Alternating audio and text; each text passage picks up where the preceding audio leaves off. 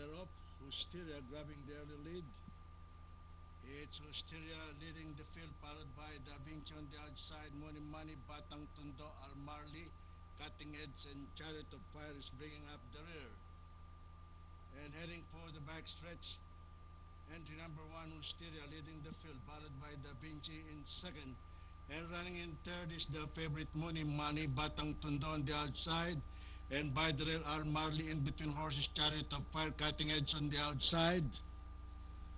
The mid-back stretch, it is still Wisteria by a left and a half, followed by Da Vinci in second, by the rail, Money Money, and Batang Tundo running on the outside in fourth, Cutting Edge, Almarley, Chariot of Fire.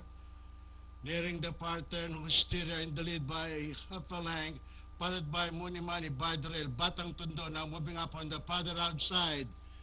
Rounding the far turn, Wisteria by a length and a half, followed by Batang Tundo on the outside, and Money Money by the rail. Da Vinci drops back to fourth.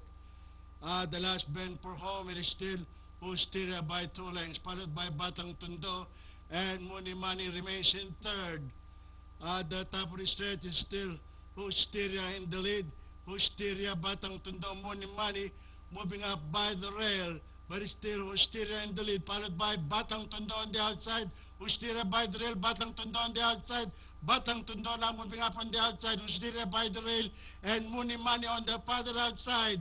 But it's still Batang Tundo in the lead, followed by Wisteria, and finally it's Batang Tundo, Wisteria, Money Money, Almarley, Da Vinci, Cutting Edge, Chariot of Fire.